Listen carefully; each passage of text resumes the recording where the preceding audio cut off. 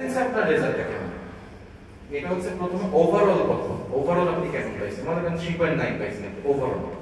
এরপরে তারা আসবে কি আপনি সোয়েল সায়েন্সের সেটাকে তারা হচ্ছে একাডেমিকের মধ্যে ফেলে দিয়েছে, ঠিক আছে, সেটা একটা মার্কস। আর একাডেমিক পটেনশিয়াল হচ্ছে কি ওই যে ট্রান্সক্রিপ্টের মধ্যে দেখবেন যে অনেক সময় হচ্ছে আপনার ল্যাবের কিছু পার্ট থাকে না, যেমন আমাদের এগ্রিকালচার হচ্ছে প্রত্যেকটা সাবজেক্টের সাথে কিন্তু ল্যাব আছে, কিন্তু আপনারা অনেকের হয়তো এখানে আছেন যাদের হয়তো ল্যাব ওইরকম নাই। তো এই যে ল্যাবের জিনিসগুলো, ল্যাব সে কতগুলো করছে, কয়েকটা কোর্স কয়েকটা ক্রেডিট সে ল্যাবে আর্ন করছে, সেই জিনিসটা হচ্ছে আপনার এই পটেনশিয়ালিটির মধ্যে তারা মেজার করে, ঠিক আছে। সো এই জন্য ল্যাবের বিষয়টা আমরা যদিও মানে ধানাই পানাই করি, তাইরে নাইরে করি, বাট আসলে ল্যাবের বিষয়টা খুবই গুরুত্ব সহকারে দেখা হয়, সেটার উপর একটা মার্কস আছে, সব মিলে হচ্ছে 70। এরপর মোটিভেশন লেটার আপনি দিবেন না, মোটিভেশন লেটার, এই লেটারটার উপরে কত দেখেন, মোটিভেশন লেটারের উপর 15 মার্কস, মোটিভেশন লেটার আপনি যেটা দেখবেন সেটার উপর 15 মার্কস। আর আপনার যে রেফারেন্স লেটার দিবেন আপনার দুইজন প্রফেসর বা আপনার দুইজন শিক্ষক, সেটার উপর 15 মার্ক, দুইটা মিলে কত 30, 70 আর 30 কত হয় 100, এই 100 এর মতো আপনি মার্কিং করবেন। এখন আপনার এক বন্ধু আছে, হ্যাঁ, এক বান্ধবীরা বলতেছে যে দোস্ত আমি না ইয়া পাইছি, আইএলটিএস এ 8 পাইছি, 9 আউট বা 8 9 এর মধ্যে 8 পেয়ে গেছি। এখন আপনি তো ধরেই নিয়েছেন যে আমার ওই বান্ধবী তো শিওর সে স্কলারশিপ পেয়ে গেছে, কিন্তু আরেকজন আপনার বান্ধবী আছে যে 6.5 পাইছে, দেখা গেছে সেই স্কলারশিপ পাইছে কিন্তু 8 পাওয়া সেই বান্ধবী পায় না, কারণ কি তার অন্যান্য জিনিসগুলোতে সে পিছিয়ে আছে। তো আপনি মনে করবেন না যে আপনার একটা জিনিস ভালো আছে দ্যাট মিন্স আপনি স্কলারশিপ পেয়ে যাবেন, নো, আপনাকে ওভারঅল ভালো হইতে হবে, দ্যাট মিন্স আপনাকে অলরাউন্ডার হইতে হবে, আপনার একাডেমিক এক্সিলেন্স যেমন ভালো হইতে হবে, আপনার ল্যাবের যে পার্টিসিপেশন মানে ল্যাবের মার্কসটাও ভালো থাকতে হবে, আবার হচ্ছে আপনার ভালো রেফারেন্স লেটারও থাকতে হবে, আপনার মোটিভেশন স্ট্রং হতে হবে, সবকিছু মিলে যখন আপনি র‍্যাঙ্ক ওরা যখন স্কোর করবে, স্কোর করে যখন 1 থেকে শুরু করবে তোরা স্কোরিং, তাই না, 1 2 3 4 5 6 7 করে মনে করেন ওরা 100 পর্যন্ত স্কোর করলো বা 100 পর্যন্ত স্টুডেন্টকে তারা নাম্বারিং করলো, লিস্ট ডাউন করলো, তার মানে প্রথম 20 জনকে তারা রাখবে কি হিসেবে, স্কলার হিসেবে রাখবে, আর বাকিগুলো সব ওয়েটিং। আর সাধারণত এটা ধরেই নেন ইরাসমাস মুন্ডাসে যদি মেইন তালিকার মধ্যে কেউ ঢোকে, হাতে গোনা 2-4 জন পাগল ছাড়া কেউ এটাকে রিজেক্ট করে না, তার মানে আপনি ওয়েটিং লিস্টে আছেন, তো তার মানে আপনি অলরেডি রিজেক্ট হয়ে গেছেন, ধরে নেবেন আপনি হবেন না, পাবেন না স্কলারশিপ, কারণ কেউ স্কলারশিপ ছাড়ে না, বুঝতে পারছেন। আরো উদাহরণ দিই যে একাডেমিক এক্সেলেন্স, মোটিভেশন এবং রেফারেন্স, এই তিনটা কেন গুরুত্বপূর্ণ। আচ্ছা, আমি আরো দুটো উদাহরণ নিয়ে আসছি, দেখেন। সেকেন্ড যেটা আছে প্ল্যান্ট হেলথ, এটা একটা প্রোগ্রাম হিসেবে, এটা হচ্ছে মূলত ইনসেক্ট সায়েন্স এবং হচ্ছে প্ল্যান্ট প্যাথোলজি দুইটা মিলে হচ্ছে এই প্ল্যান্ট হেলথ। যদি এখানে লেখাটা এরকম বোঝাচ্ছে না, বাট একটু খেয়াল করলে দেখেন যে একাডেমিক রেকর্ডে 60% মার্কস, 60 মার্কস দিছে একাডেমিক রেকর্ডে, রেফারেন্স লেটারে 20, পার্সোনাল মোটিভেশনে দিছে 20, মানে এই যে 100 মার্কস। দেখেন ঘুরে ফিরে একাডেমিক রেজাল্ট, মোটিভেশন লেটার আর হচ্ছে আপনার রেফারেন্স লেটার, এই তিনটার উপরে ফুল মার্ক। আরেকটা দেখেন ইএম প্ল্যান্ট, এটা হচ্ছে মূলত জেনেটিক্সের এবং বায়োটেকনোলজি নিয়ে যারা কাজ করে তাদের জন্য এটা খুবই ভালো একটা মাস্টার্সের প্রোগ্রাম। এখানেও দেখেন কি করছে, একাডেমিক কম্পিটেন্সিস কি লিখছে 45 মার্কস, 45 মার্কস শুধু আপনার একাডেমিক ব্যাকগ্রাউন্ড, একাডেমিক রেজাল্ট। এরপরে দেখেন subject related knowledge, skills and motivation সব মিলে আরো 45, কত হয়ে গেল 90। আর 10 কত রাখছে, 10 রাখছে হচ্ছে আপনার দেখেন যে সিভি, রিকমেন্ডেশন লেটার, এই দুইটার উপরে। মানে ঘুরে ফিরে আপনি যতগুলো প্রোগ্রাম আছে 204টা-5টা প্রোগ্রাম আছে, তো প্রত্যেকটাতে দেখবেন এই একাডেমিক রেজাল্ট, মোটিভেশন লেটার আর হচ্ছে আপনার রেফারেন্স লেটার, এই তিনটার উপরে হচ্ছে মূল মার্কিংস গুলো করে থাকে। আর অ্যাডিশনাল আমি যে আপনাকে যেটা বললাম, যেমন কারো যদি ওয়ার্ক এক্সপেরিয়েন্স থাকে, কারো যদি দুই একটা পেপার থাকে, কারো যদি দুই একটা কনফারেন্স লেটার থাকে, এটা কিছুটা ভ্যালু অ্যাড করে রেডি করতে হবে। একাডেমিক রেজাল্ট, রেফারেন্স লেটার আর হচ্ছে মোটিভেশন লেটার, এই তিনটা করতে আপনার ঘাম চলে যাবে সত্যি কথা। Specially motivation letter, motivation letter লেখাটা এতটা পরিমাণ কঠিন, আপনি যতই চ্যাটজিপিটি, ডিপসিক যতই সাহায্য নেন, আপনি প্রপারলি মোটিভেশন লেটার আপনার মতামত তৈরি করতে পারবেন, ধরা খেয়ে যাবেন, সিরিয়াসলি ধরা খেয়ে যাবেন। মোটিভেশন লেটারটা আপনাকে এমন ভাবে তৈরি করতে হবে আপনার ভিতর থেকে আসতে হবে, এবং এই জন্য আপনাকে প্রচুর ইংলিশ চর্চা করতে হবে, ইংরেজি প্রচুর পড়াশোনা করতে হবে, আদারওয়াইজ আপনি কিন্তু ওইভাবে সুন্দর মোটিভেশন লেটার আপনি তৈরি করতে পারবেন। আচ্ছা, কোন কোন ম্যাটেরিয়ালস এবং ডকুমেন্টস গুলো আপনাকে আপলোড করতে বলবে তারা, মানে কোন কোন ডকুমেন্টগুলো তারা আপনার কাছে চাইবে। প্রথম হচ্ছে আপনার ট্রান্সক্রিপ্ট এবং সার্টিফিকেট, যেহেতু আপনার একাডেমিক এক্সিলেন্সটা তারা নির্ণয় করবে আপনার মার্কস থেকে, সো ডেফিনেটলি আপনার ট্রান্সক্রিপ্ট এবং সার্টিফিকেট এই দুটো তারা চান মাস্ট। সার্টিফিকেটটা হচ্ছে আপনার ভ্যালিডিটি বা হচ্ছে আপনি যে ওই ইনস্টিটিউটের স্টুডেন্ট সেটাকে হচ্ছে ভেরিফাই করে, আর ট্রান্সক্রিপ্ট হচ্ছে আপনার একাডেমিক এক্সিলেন্স বা পটেনশিয়ালিটিকে হচ্ছে তারা জাস্টিফাই করবে, ঠিক আছে। 2 নাম্বার হচ্ছে পাসপোর্ট অথবা এনআইডি। পাসপোর্ট থাকাটা মাস্ট। আপনাদের যারা বাইরে যাওয়ার ইচ্ছা আছে, আমি আশা করি যারা এখানে উপস্থিত তাদের প্রত্যেকেরই মনের ভিতরে একটা খায়েশ আছে যে দেশের বাইরে একদিন যাবেন পড়াশোনা করতে। তারা খুব দ্রুত, যদি শেষের দিকে সেমিস্টারে হয়ে থাকেন আপনারা অবশ্যই পাসপোর্ট রেডি করে ফেলেন, কারণ পাসপোর্ট ছাড়া আপনি কিন্তু আইএলটিএস পরীক্ষায় অংশগ্রহণ করতে পারবেন না। 1 নাম্বার। 2 নাম্বার হচ্ছে আপনি দেশের বাইরে যেখানে আবেদন করেন না কেন প্রথমে আপনার কাছে পাসপোর্ট চাই, কারণ এটাই হচ্ছে কি আপনার আইডেন্টিটি। দেন হচ্ছে ল্যাঙ্গুয়েজ সার্টিফিকেট। আপনি এখন থেকে শুরু করে দেন, যদি আপনি শুরু না করে থাকেন, ইংলিশের প্রফিসিয়েন্সি তৈরি করা শুরু করেন। আপনার রাইটিং, রিডিং, লিসেনিং এবং স্পিকিং 4টা মডিউলে আপনাকে কিন্তু দক্ষ হতে হবে। কেন? কারণ ম্যাক্সিমাম স্কলারশিপ গুলোতে আপনি দেখবেন যে ওভারঅল আপনার কাছে ব্যান্ড স্কোর যাবে 6.5 এবং 4টা মডিউলে কোনোটাতে যেন 6 এর নিচে না নামে, এইভাবে করে তারা আপনাকে শর্ত দিয়ে দিবে। আপনি ধরেন ওভারঅল ব্যান্ড স্কোর 7 পেয়ে গেলেন, সবগুলোতে মোটামুটি 6.5 7 করে পেয়ে গেছেন, একটাতে ধরেন কোন একটা মডিউলে আপনি 5.5 পাইছেন, আপনার পুরো শেষ, জীবন শেষ। জীবন শেষ মানে আপনার ওই আসলে সার্টিফিকেটটাতে খুব বেশি দাম না। আপনি চায়না বা কোরিয়াতে যেতে পারবেন, বাট আপনি ইউরোপে ঢুকতে পারবেন না, মানে ইউরোপিয়ান ইউনিভার্সিটি এটা আগে ভিজিট করবেন। দেন হচ্ছে proof of residence from your home district. আপনার যেখানে বাড়ি সেখান থেকে আপনি একটা রেসিডেন্স প্রুফ দিবেন। এটা হচ্ছে আপনার ইউপি চেয়ারম্যান হতে পারে, এটা আপনার পৌরসভার মেয়র হতে পারে। এদের কাছ থেকে আপনাকে একটা ডকুমেন্ট নিতে হবে যে আপনি ওই এলাকার বাসিন্দা কিনা। এই ডকুমেন্টটা কিন্তু প্রত্যেকটা ইরাসমাস প্রোগ্রামের মধ্যে আপনাকে আপলোড করতেই হবে। মানে আপনি তো পাসপোর্ট করবেন, পাসপোর্টের সাথে সাথে কোন এলাকার বাসিন্দা সেই এলাকার যে মেয়র অথবা হচ্ছে ইউপি চেয়ারম্যান তার কাছ থেকে আপনি ডকুমেন্টটা নেবেন। দেন হচ্ছে proof of residence from your organization or institute. আপনি যদি কোনো জায়গায় কাজ করেন, সবার জন্য না, ধরেন আপনি হচ্ছে সে ফর এক্সাম্পল আপনি এই ইনস্টিটিউটে হয়তো জব করেন, জিএসটিতে জব করেন, অথবা ধরেন আপনি ঢাকায় বার্ডেন জব করতেছেন বা যে কোনো একটা প্রতিষ্ঠানে আছেন, সেই প্রতিষ্ঠান থেকে আপনাকে কি নিতে হবে? একটা ডকুমেন্ট নিতে হবে, ঠিক আছে, যে আপনি ওই ইনস্টিটিউটে কাজ করেন, সেটা একটা প্রপার ডকুমেন্ট আপনার যে চেয়ারম্যান থাকবে অথবা যে বস থাকবে সে আপনাকে প্রোভাইড করবে। দেন কি দেওয়া আছে অ্যাট্রাকটিভ কারিকুলাম ভাইটা, মানে সিভি। খুবই ভালো একটা কারিকুলাম ভাইটা বা সিভি আপনাকে রেডি করতে হবে, এবং মোস্টলি আপনি হচ্ছে ইউরোপাস ফরম্যাটে সিভিটা রেডি করবেন আসতেছি।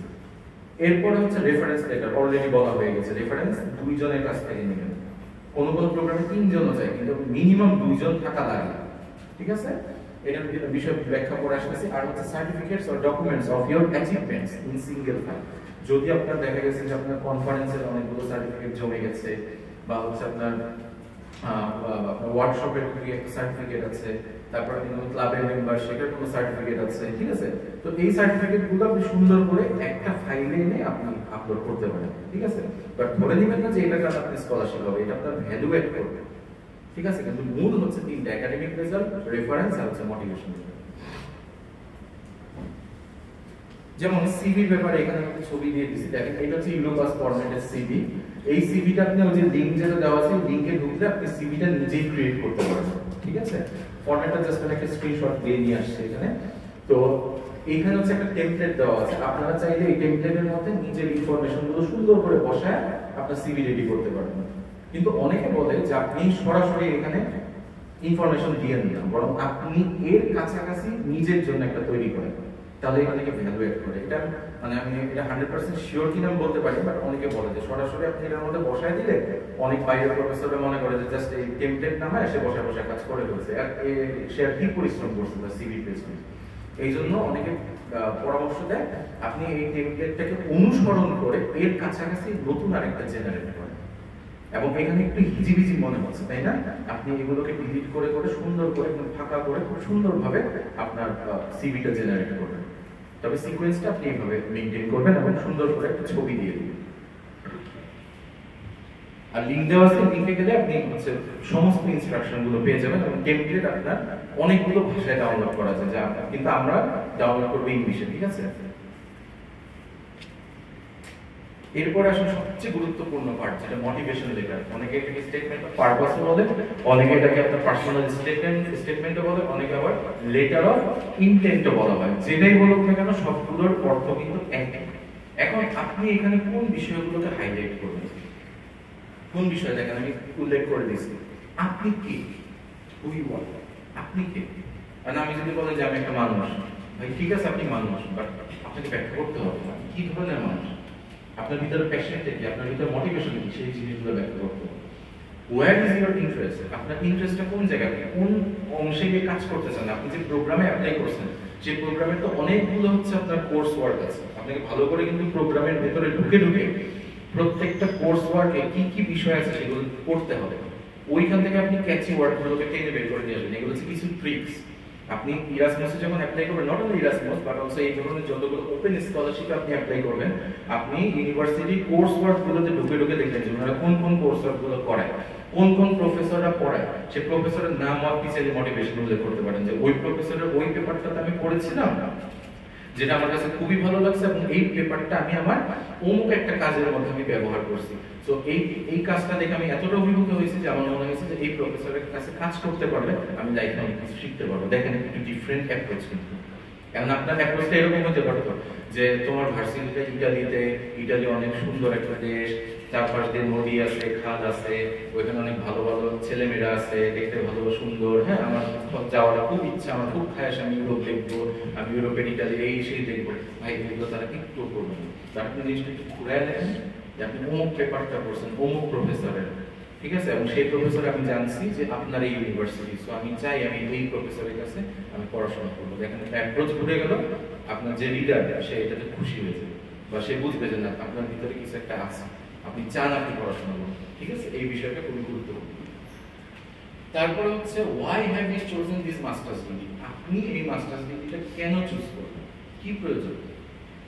মাস্টার্স ডিগ্রি একটা ওই যে ইয়ে আছে না, টাইটেল আছে না, এবং ইএম plant health, telecommunication, programming, computer science, এই যে আপনার টাইটেলটাকে আপনি দরকার হলে চ্যাট জিপিটিতে নিয়ে এটার ব্যাখ্যা দেখবেন যে আসলে টাইটেলের মিনিংটা কি।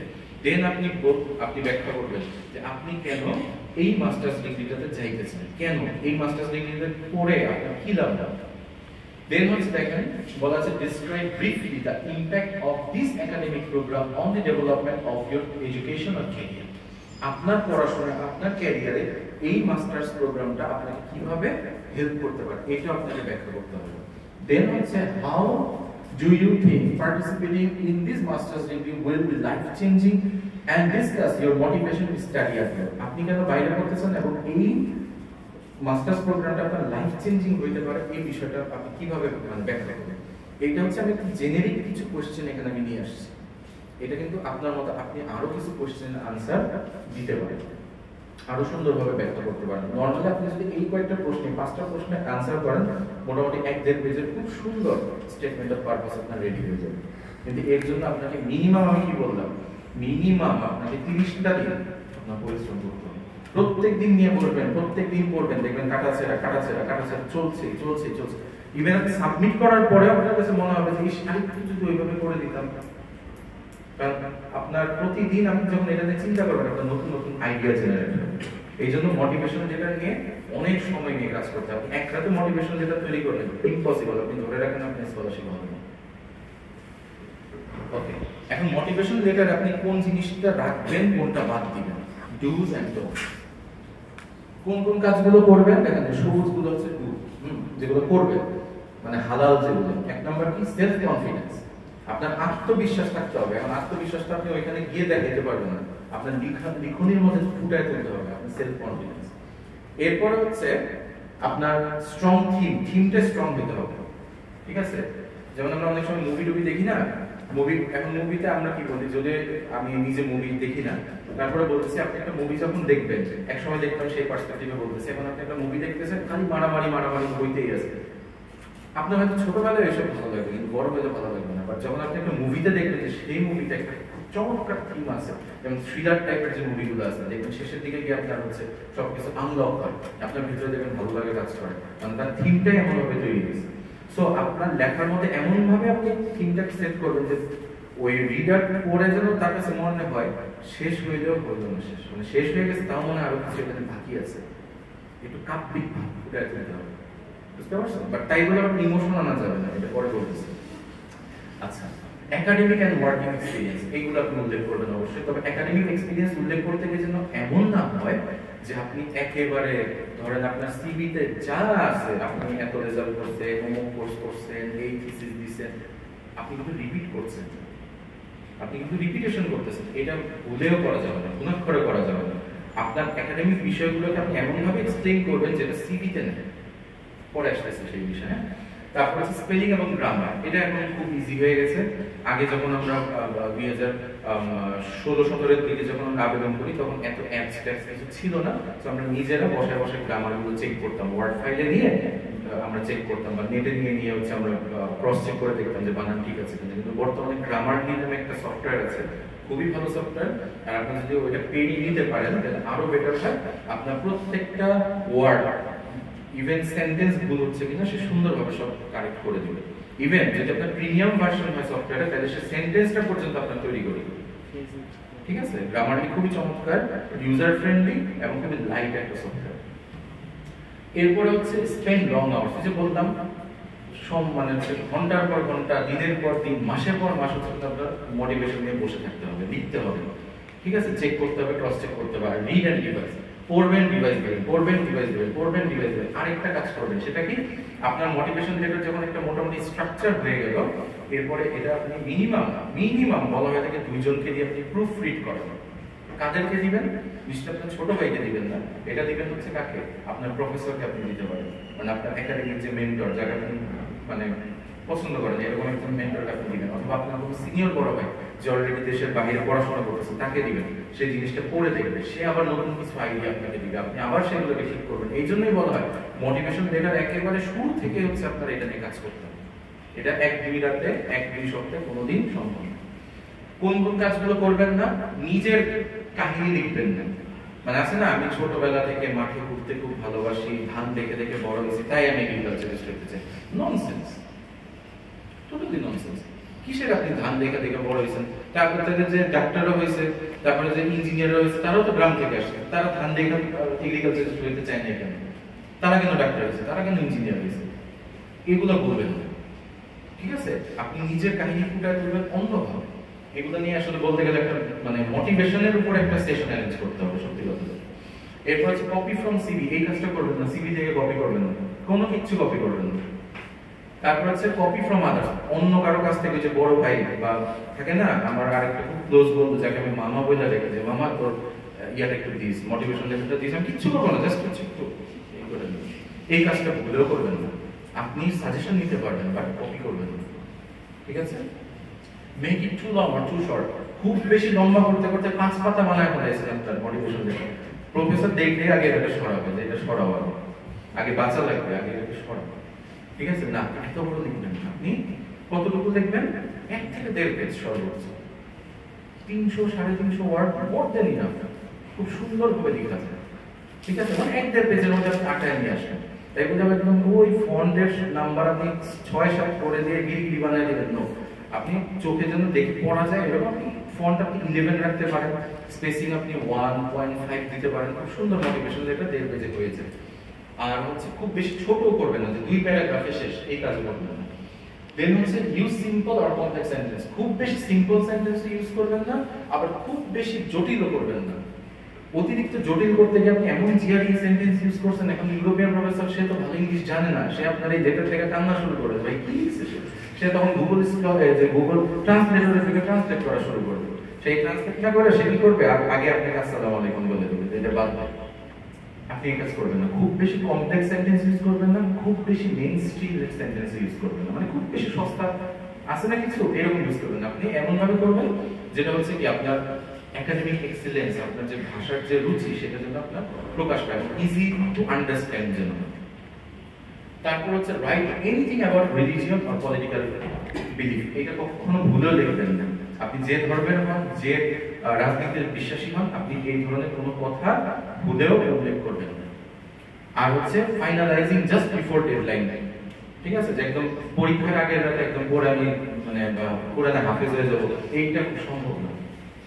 আপনি মিনিমাম 1 মাস আগে জিনিসটাকে ফাইনালাইজ করে বিভিন্ন মানুষকে দিয়ে প্রুফরিড করাবেন, বিভিন্ন সফটওয়্যারে চেক করবেন, দরকার হলে চ্যাট জিপিটি, ডিপসিক এই ধরনের এআই থেকে আপনি হেল্প নেবেন, নিয়ে সুন্দরভাবে আপনি সাজাবেন। ঠিক আছে, তাহলে এই কাজগুলো যদি আপনি করেন এবং এই কাজগুলো না করেন, তাহলে মোটামুটি আপনি একটা সুন্দর মোটিভেশন লেটার রেডি করতে পারবেন। এরপরে আসে হচ্ছে রেফারেন্স লেটার। হ্যাঁ, আমাদের সময় খুবই কম আছে। রেফারেন্স লেটারের মধ্যে আপনার কোন কোন পয়েন্টগুলো কনসিডার করতে হবে, এখন আরেকটা বিষয় বলে দিই ছোট্ট করে। রেফারেন্স লেটার কিন্তু নরমালি কাদের লিখতে হয়? আমাদের লিখতে হবে। ধরুন আপনি আমার কাছ থেকে দিবেন, যেহেতু আমি আপনার মেন্টর, আমি দিব না আপনাকে। কিন্তু আমাদের দেশে প্র্যাকটিসটা এরকম হয়ে গেছে, প্রফেসর বলে দেয় যে মাহফুজ তুমি যাও, তুমি একটা লেখা নিয়ে এসো, আমি একটু ঘোষা মাজা করে আমি ঠিক করে দিব। এটা সমস্ত প্রফেসররা এই কাজ করে, কারণ সময় নেই। ইভেন দেশের বাইরেও সেম কাজ করে, সেম। অস্ট্রেলিয়া যান, কানাডা যান, আমেরিকা যান, সেম কাজ করে যে তুমি লিখে নিয়ে আসো, আমি করতেছি। ইভেন আমি যখন আমার টার্কিশ এবং পোল্যান্ডের প্রফেসরের কাছ থেকে আমি রেফারেন্স লেটার নিয়েছি পিএইচডি এর জন্য, তারাও সেম কাজ করছে। Mahfuz please write a reference letter, we will just do some work on that. আমরা এটা কাজ করে দিয়ে দিব। হ্যাঁ, তারা বসে সুন্দর এগুলোকে ঘোষা মাজা করে দিয়ে দিচ্ছে, সবাই করে। এই জন্য ধরেই রাখেন আপনাকে রেডি করতে হবে। আপনি যখন রেডি করবেন তখন এই পয়েন্টগুলোকে আপনি কনসিডারেশনে রাখবেন। কি কি রিলেশনশিপটা এখানে শো করতে হয়, আপনার সাথে আপনার প্রফেসরের বা আপনার মেন্টরের রিলেশনশিপটা কেমন, মানে আপনাকে সে কবে থেকে চেনে, ভালো হিসেবে চেনে কিনা, অ্যাটেনটিভ হিসেবে চেনে কিনা, নাকি কোনটা হিসেবে চেনে, এই বিষয়গুলো হচ্ছে ওইখানে থাকবে, উল্লেখ করা থাকবে। ক্যারেক্টার ডেসক্রিপশন, আপনার ক্যারেক্টারটাকে সে ডেসক্রাইব করবে। আপনার ক্যারেক্টারটা কেমন, আপনি কি খুবই পরিশ্রমী, ইন্ডাস্ট্রিয়াস, নাকি আপনি খুব লেগার, নাকি এই জিনিসগুলো সে তুলে ধরবে। দেন হচ্ছে স্কিল এন্ড স্ট্রেংথ, আপনার কি কি স্কিল মানে আপনি ডেভেলপ করছেন, এবং এটা অবশ্যই ওই প্রফেসরের সাথে যদি কোনো কাজ থাকে তাহলে খুবই ভালো। তাহলে বলবে যে হ্যাঁ, সে আমার আন্ডারে কাজ করেছিল, তখন হচ্ছে সে এই সফটওয়্যার নিয়ে কাজ করেছে এবং সেই সফটওয়্যারগুলো সম্পর্কে জানে। তারপর হচ্ছে অ্যাচিভমেন্ট, আপনার দুই একটা অ্যাচিভমেন্টের ব্যাপারে আপনি আপনার অবশ্যই মেন্টরের সাথে শেয়ার করবেন। সেই কথাটা আপনার মেন্টর রেফারেন্স উল্লেখ করতে পারেন যে হ্যাঁ, সে এই বিষয়গুলো সম্পর্কে জানে এবং এই অ্যাওয়ার্ডগুলো সে পেয়েছে। এরপর ইমপ্রুভমেন্ট, আপনার কি ধরনের সার্বিক ইমপ্রুভমেন্ট হলো, অবশ্যই একাডেমিক্যালি সেই ইমপ্রুভমেন্টের কথাটা সে তুলে ধরবে। সুটেবিলিটি, মানে যে প্রোগ্রামে আপনি আবেদন করছেন তার সাথে আপনার যে একাডেমিক ব্যাকগ্রাউন্ড, এটার যে রিলেশনশিপ বা সুটেবিলিটি আছে, এটাকেও আপনার প্রফেসরকে অবশ্যই উল্লেখ করতে হবে, কেন সেটা ব্যাখ্যা করে। আর লাস্টে হচ্ছে ইনডোর্সমেন্ট, মানে হচ্ছে বলে দেবে এইভাবে লাস্টের দিকে যে আমি আমার এই স্টুডেন্টকে খুবই ভালো হিসেবে চিনি, সে মোরালি খুবই ভালো একটা স্টুডেন্ট এবং খুবই পরিশ্রমী, ব্রিলিয়ান্ট একটা স্টুডেন্ট। তো তার বিষয়ে আর যদি কোনো ফার্দার ইনফরমেশন দরকার হয়, আপনারা আমার সাথে বিনা হেজিটেশনে যোগাযোগ করবেন। এই যে এরকম কথাগুলো, এটাকে ইনডোর্সমেন্ট করা বলে। এই জন্য ইনডোর্সমেন্ট করে লাস্টে প্রফেসর তার প্যাডের মধ্যে এটাকে প্রিন্ট করবে, করে সাইন করে দিয়ে দিবে, শেষ আপনার রেফারেন্সের কাছে। ঠিক আছে, তবে এটার জন্য আপনাকে মাসখানেক পরিশ্রম করতে হবে। কারণ কি, আপনি তো দুইটার রেফারেন্স লেটার নিচ্ছেন, দুইটাই দেখা গেল যে 19-20, মানে দেখে বোঝা যায় যে এটার কপি এটা, এটার কপি এটা। তাহলে কিন্তু এটা ইজিলি স্পেলিং এ ধরা পড়ে যায়, আপনি বাদ পড়ে যাবেন। বাইরের প্রফেসর বুঝবে যে এটা আপনি লিখছেন, কপি পেস্ট করছেন, সো বাদ। এমন ভাবে লিখতে হবে, এমন ভাষা, এমন তরিকা ফলো করবেন, কোনোভাবে যেন বোঝার উপায় না থাকে এটা একজন মানে এটা মানে দুইটা রেফারেন্স লেটার একই মানুষের দেওয়া, এরকম যেন না হয়। দুইটা যে দুজনের কাছ থেকে আসছে এটা যেন ফুটে ওঠে, এই জন্য আপনাকে বারবার প্রুফ রিড করাইতে হবে। বুঝতে পারছেন? এরপরে আরেকটা ভুল আমরা করে থাকি, এটা খুবই মানে মারাত্মক একটা ভুল, যেটা আমরা ম্যাক্সিমাম এই জমানায় এসে করি। সেটা কি, আমাদের কাছে যেহেতু অ্যান্ড্রয়েড ডিভাইস আছে বা হচ্ছে আইফোন আছে, আমরা যে কাজটা করি, আমরা মোবাইলের যে ক্যান স্ক্যানার অথবা অ্যাডোবি স্ক্যানার, যে কোনো একটা স্ক্যানার দিয়ে আমরা হচ্ছে আমাদের যে গুরুত্বপূর্ণ ডকুমেন্ট, যেমন ট্রান্সক্রিপ্ট, সার্টিফিকেট, তারপরে আইএলটিএস এর ডকুমেন্ট যা যা আছে, দেন আমার এনআইডি বা পাসপোর্ট, যে কোনো ডকুমেন্ট আমি কি করি, মোবাইলে ক্যান স্ক্যানার দিয়ে ছবি তুলে পিডিএফ করে দিয়ে দিই। এই কাজটা বাইরে যখন অ্যাপ্লাই করবেন কখনো করবেন না। আপনি স্ক্যানার ইউজ করবেন, স্ক্যানার দিয়ে সুন্দর করে স্ক্যান করবেন স্পষ্টভাবে, এবং সেটাকে পিডিএফ কনভার্ট করে দেন এটাকে আপলোড করবেন। মোবাইল কখনোই ইউজ করবেন না। মোবাইলের স্ক্যানারে কিন্তু স্ক্যানিং খুব একটা ভালো হয় না, এটা নরমাল হয় না, কিন্তু যখন আপনি ফিজিক্যালি স্ক্যানার দিয়ে করবেন সেটা একদম স্পষ্ট হয়।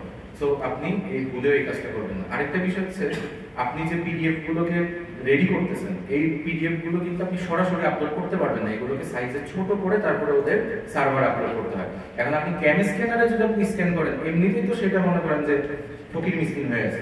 এটাকে যখন আপনি আরো ছোট করবেন তাহলে তার অবস্থাটা কই হবে এখন বুঝুন। এই জন্য এই কাজটা করবেন না, আপনারা স্ক্যানার ব্যবহার করবেন। ফিজিক্যাল স্ক্যানার দিয়ে ডকুমেন্টগুলোকে স্ক্যান করে সুন্দর করে এগুলোকে যত্ন করে একটা ড্রাইভে রাখবেন, মানে ক্লাউডে রেখে দিবেন, যখন যেখানে দরকার হবে ডাউনলোড করবেন, সাবমিট করবেন। ঠিক আছে, এই জন্য ক্লাউড ইউজ করা শেখেন, মানে গুগল ড্রাইভ ইউজ করা এটা শেখেন, এটা খুবই জরুরি, খুবই জরুরি। এবং এটা যে আমাকে বাইরের দেশে কিভাবে হেল্প করছে, স্টিল না আমাকে হেল্প করে, এটা কল্পনা করতে পারবেন না। এই ড্রাইভ মানে গুগল ড্রাইভ বা ক্লাউড যেটাকে আমরা বলি, ক্লাউড স্টোর করা। দেন আসি, আচ্ছা তাহলে মোটামুটি এই হচ্ছে আমাদের ইরাসমাসের যাত্রা। তো সংক্ষেপে যদি আমি বলি, ইরাসমাসের যাত্রা আপনি যখন শুরু করবেন আপনাকে তিনটা জিনিসে ফোকাস রাখতে হবে। একাডেমিক এক্সেলেন্স মানে একাডেমিক ট্রান্সক্রিপ্ট, 2 নম্বর হচ্ছে আপনার রেফারেন্স লেটার, আর হচ্ছে মোটিভেশন লেটার। এই তিনটার সাথে সাথে আপনি ল্যাঙ্গুয়েজের সার্টিফিকেট রেডি করবেন, আপনার যদি অন্য কোনো সার্টিফিকেট থাকে সেগুলোকে রেডি করবেন। আরেকটা গুরুত্বপূর্ণ জিনিস হচ্ছে যেটা ছাড়া আপনি এন্ট্রি করতে পারবেন না, সেটা হচ্ছে আপনার পাসপোর্ট। পাসপোর্টটা আপনার রেডি করে তুলতে হবে, এবং এটা ছাড়া কিন্তু আপনি আইএলটিএস দিতে পারবেন না। আর মোটিভেশন লেটার, রেফারেন্স লেটার এগুলো রেডি করার জন্য আপনাকে এখন থেকে প্রস্তুতি নিতে হবে, এবং আইএলটিএস এর ভালো স্কোরের জন্য আপনাকে এখন থেকে প্রস্তুতি নিতে হবে। এটা কিন্তু শর্ট টার্মে হবে না। হ্যাঁ, এখন কারো যদি ইংলিশে আগে থেকেই সে ভালো, ছোটবেলা থেকে হচ্ছে বাসায় সে ইংলিশ বই টই পড়ে, তার বিষয়টা আলাদা। কিন্তু যদি আপনি জেনারেল ব্যাকগ্রাউন্ড পেয়ে থাকেন, আপনাকে এখন থেকে প্রিপারেশন নিতে হবে। ঠিক আছে, এই বিষয়গুলো যদি আপনি কভার আপ করতে পারেন, আর আপনার একাডেমি একটা ভালো রেজাল্ট, ভালো বলতে কিন্তু আমি সেটা বলতেছি না যে মানে 3.9 আউট অফ 4, সেটা না। অ্যাটলিস্ট বায়োলজিক্যাল সায়েন্সের জন্য 3.5, আর যারা সোশ্যাল সায়েন্স এবং হচ্ছে ইঞ্জিনিয়ারিং আছে আপনার 3। অ্যাটলিস্ট এইটুকু যদি থাকে আপনার স্ট্যান্ডার্ড হিসেবে ধরে নেওয়া হয়। বাট এর চেয়ে কম যদি হয়, এরপরেও অনেক স্কলারশিপ পায়, তবে সেটাকে আপনি কিন্তু এক্সাম্পল হিসেবে ধরবেন না, এক্সেপশনকে আপনি এক্সাম্পল হিসেবে নেবেন না। যেমন আমারই এক ছোট বোন সিলেট কৃষি বিশ্ববিদ্যালয়ে আমারই প্রোগ্রামে চান্স পেয়েছে, তার সিজিপিএ ছিল 2 point something, but say scholarship পেয়ে গেছে। বাট এটাকে আপনি ধরেন না, সে কিন্তু অন্যান্য কাজে অনেক এক্সপার্ট, বুঝতে পারছেন? সো সে ওইটাকে একটাকে একটা কভার করে নিয়েছে। এখন আসি খুব সংক্ষেপে যে আর কি কি স্কলারশিপে আপনি আবেদন করতে পারেন। আরো বহু স্কলারশিপ আছে, ইরাসমাসই একমাত্র স্কলারশিপ না, আরো বহু আছে। বাট ইরাসমাসটা হচ্ছে সবচেয়ে সহজ, সবচেয়ে ফ্রেন্ডলি, টাকা পয়সার দিক থেকে, আপনার ভ্যালুর দিক থেকে, সবকিছু দিক থেকে, মাস্টার্সের জন্য আপনি যদি ধরেন, one of the best scholarship হচ্ছে ইরাসমাস। এছাড়া কি কি আছে, যেমন এসআইএসজিপি স্কলারশিপ, এটা হচ্ছে সুইডিশ গভর্নমেন্ট এটা দিয়ে থাকে। এটা খুবই ভালো স্কলারশিপ। আপনি সুইডেনের একটা ইউনিভার্সিটিতে 1 বছর অথবা 2 বছরের জন্য পড়াশোনা করবেন, তারা আপনাকে একটা ভালো অ্যামাউন্ট পে করবে। বাট আপনি ধরেন না যে ইরাসমাসের মতো পে করবে, তারপরে অর্ধেকের মতো পে করে, বাট ভালো, খুবই ভালো স্কলারশিপ। তবে এই সমস্যাটা হচ্ছে আপনাকে টাকা পে করতে হয়, মানে আপনি ডকুমেন্ট এখান থেকে সুইডেনে পাঠাইতে হয়, তারপর হচ্ছে আপনার অ্যাপ্লিকেশন করার জন্য আপনাকে একটা অ্যাপ্লিকেশন চার্জ দিতে হয়। তো মোটামুটি প্রথমে আপনার প্রায় 20-22 হাজার টাকা খরচ হয়ে যায়, টাকা পয়সার বিষয় আছে। সো আপনার, তবে এটা খুব ভালো একটা স্কলারশিপ সুইডেনের। হ্যাঁ, আপনাদের যে লিঙ্ক দেওয়া আছে এখানে গেলে আপনারা বিস্তারিত পাবেন। এরপরে আছে হচ্ছে কমনওয়েলথ স্কলারশিপ, এটা ফ্রি এবং এটা খুবই ভ্যালুয়েবল একটা স্কলারশিপ। কমনওয়েলথ স্কলারশিপ কিন্তু মানে বিশ্ব অন্যরকম ভাবে ট্রিট হয়। ঠিক আছে, সো কমনওয়েলথ স্কলারশিপটা আমাদের দেশ থেকে যদি আপনি আবেদন করতে চান, তাহলে এটা হচ্ছে মিনিস্ট্রি হয়ে আপনাকে আবেদন করতে হবে। ইউজিসি থেকে প্রথমে ইউজিসিতে আপনার স্ক্রিনিং করবে, আপনার ভাইবা হবে, দেন হচ্ছে আপনার ভাইবাতে টিকলে তারপর আপনি ইউকে ইউনিভার্সিটিতে অ্যাপ্লাই করতে পারবেন, দেন হচ্ছে ওরা প্রসেস করে আপনাকে কমনওয়েলথ স্কলারশিপ দিবে। একটু সংক্ষেপে বলে রাখি, একটু ঢোল বাজাই, সেটা হচ্ছে কি 2019 সালে সারা বাংলাদেশ থেকে মাস্টার্সের জন্য শুধু আমি কমনওয়েলথের জন্য সিলেক্টেড হয়েছিলাম। জাস্ট আমি টাকাই দেন না, কিন্তু আমার যাওয়া হয়নি শেষ পর্যন্ত। কিছু ফাইলের চক্করে পড়ে আমাকে হচ্ছে মিনিস্ট্রি থেকে আমাকে বাদ দিয়ে দেওয়া হয়েছে। ঠিক আছে, যাই হোক, ওইটা খুবই দুঃখে, মানে আমি খারাপ লাগে যে আমি প্রায় 1 সপ্তাহের মতো শুধু আমি চোখের পানি বলছি যে আমি সিলেক্টেড হয়ে আমাকে, যেহেতু আমার পলিটিক্যাল ব্যাকগ্রাউন্ড নাই, সো আমাকে বিভিন্নভাবে ওরা কারচুপি করে আমাকে ওই ফাইল, আমার কাগজটাই ফাইল থেকে আউট করে দিয়েছিল। হোয়াটএভার, যাক, তো এই কমনওয়েলথ স্কলারশিপ এটা খুবই ভালো একটা স্কলারশিপ। এটা আপনার ইউজিসি বা মিনিস্ট্রি হয়ে আপনি আবেদন করবেন, আর আপনি যদি টিকে যান তাহলে এটাতে যাইতে পারলে খুবই ভালো একটা স্কলারশিপ, কিন্তু কমনওয়েলথ স্কলারশিপ। তারপরে হচ্ছে আপনার শেভেরিং স্কলারশিপ। এই স্কলারশিপটা খুবই ভালো, কিন্তু এইটাকে আমি একটু কি বলি, মানে একটু এলিট শ্রেণীর স্কলারশিপ বলি। কেন? কারণ আপনার একাডেমিক এক্সেলেন্স তার খুব একটা গুরুত্ব দেন না। এটা কোন জিনিসটা গুরুত্ব দেয়, আপনি সোশ্যালি কি কি কাজ করতেছেন। মানে আপনি যদি কোনো ভলান্টারি অর্গানাইজেশন করে থাকেন, যার একটা আপনি চেয়ার চেয়ারম্যান অথবা হচ্ছে বড় পদে আছেন, হ্যাঁ, এবং সেটা যদি সিগনিফিকেন্টলি সোশ্যাল মানে সোসাইটিতে কোনো সিগনিফিকেন্স তৈরি করে, এই ধরনের মানুষকে হচ্ছে এই সেভিং স্কলারশিপটা দেওয়া হয়। এটাও খুবই ভালো স্কলারশিপ, বাট এটা পাওয়াটা মোটামুটি একটু টাফ যদি আপনি একাডেমিক মাইন্ডেড হয়ে থাকেন। একাডেমিক মাইন্ড যারা তাদের এটা পাওয়া কঠিন, বাট কেউ যদি একটু ভলান্টারি অর্গানাইজেশন বেশি করে এদের জন্য আবার সেভিং পাওয়াটা একটু সহজ। তারপর হচ্ছে ফুল ব্রাইট স্কলারশিপ, এটা কিন্তু এখন রাউন্ড চলতেছে, এটা লাস্ট ডেট হচ্ছে আপনার মে 17 তারিখ। এটা ইউএসএ মাস্টার্স এর জন্য সবচেয়ে বিখ্যাত স্কলারশিপ এবং মোটামুটি ফ্রি, সবকিছু ফ্রি, আপনার যাওয়া আসা থাকা খাওয়া সবকিছু ফ্রি, এবং ইউএসএ আপনি মোটামুটি 2 বছরের জন্য মাস্টার্স করতে পারবেন। আর ইউএসএ তে যদি আপনি একবার ধরতে পারেন ইনশাআল্লাহ বের হওয়া লাগে না, কারণ এখানে এত পরিমাণ ইউনিভার্সিটি আছে। আপনি মাস্টার শেষ করার পরে তো আপনি কাজ পাবেনই। আপনি যদি মনে করেন যে আপনি মাস্টার শেষ করার পর কাজ করবেন আর পড়াশোনা করবেন না ইউএসএ তে, কোনো সমস্যা নেই, আপনি ভালো চাকরি করতে পারবেন।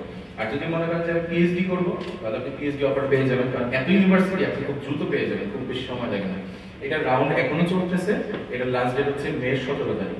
আপনারা চাইলে ওই লিংকে ঢুকে ভিতরে দেখতে পারেন যে কোন কোন বিষয়গুলো লাগে। তবে হ্যাঁ, এর আগে যেটা দেখাইলাম যে SI scholarship, Chevening scholarship, Commonwealth scholarship, even Fulbright, এগুলো প্রত্যেকটার জন্য আপনার ওয়ার্কিং এক্সপিরিয়েন্স লাগে, এইটা একটা সমস্যা।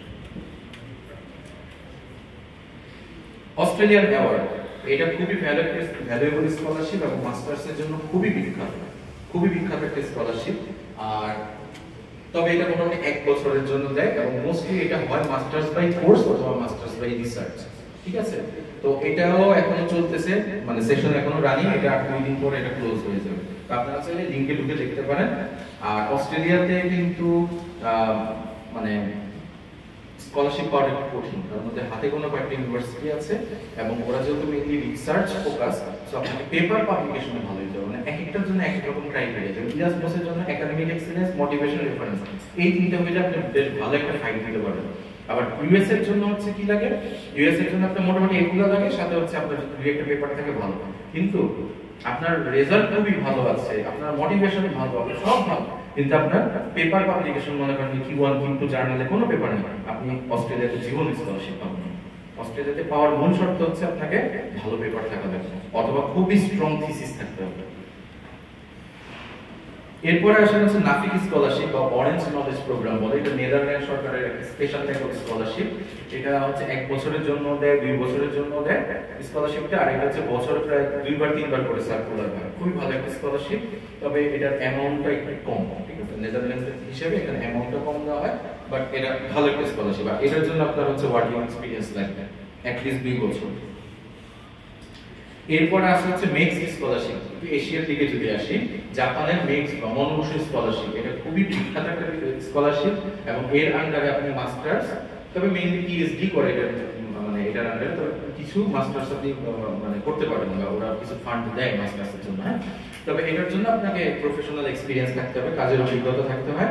আর এটা কিন্তু 2 ভাবে করা যায় মনোমোশন অ্যাপ্লিকেশন, একটা হচ্ছে আপনি মিনিস্ট্রি মারফতেও করতে পারেন, মানে মিনিস্ট্রি হয়ে করতে পারেন, অথবা আপনি সরাসরি প্রফেসর ফান্ডিং এ যেতে পারেন, প্রফেসর ফান্ডিং না, প্রফেসর হয়ে আপনি যেতে পারেন। ফান্ডিং দিবে দুইটাই আপনার জাপানিজ সরকার, ঠিক আছে, কিন্তু একটা ওয়ে হচ্ছে মিনিস্ট্রি ধরে আর একটা ওয়ে হচ্ছে প্রফেসর অ্যাপ্রোচ, 2 ওয়েতে হতে পারে। এটাও খুবই ভালো একটা স্কলারশিপ। এছাড়া আরো আছে আপনার চাইনিজ গভর্নমেন্ট স্কলারশিপ আছে, কোরিয়ান গভর্নমেন্ট স্কলারশিপ আছে, থাইল্যান্ডের বিভিন্ন স্কলারশিপ আছে, ইন্ডিয়া কিছু স্কলারশিপ অফার করে, এরকম আরো বহু স্কলারশিপ আছে যেগুলো আপনারা চাইলে সার্চ করে দেখতে পারেন, ঠিক আছে। তবে এগুলো আমি মেইনলি উল্লেখ করছি যেগুলো খুবই বেশি ফোকাস, ঠিক আছে, মানে মেইনলি এগুলোতেই ছেলে বেশি ফাইট করে, ওয়ার্ল্ডে ফাইটটাও এটাতে সবচেয়ে বেশি। তো এই হচ্ছে মোটামুটি আমার আজকের প্রেজেন্টেশন সেশন।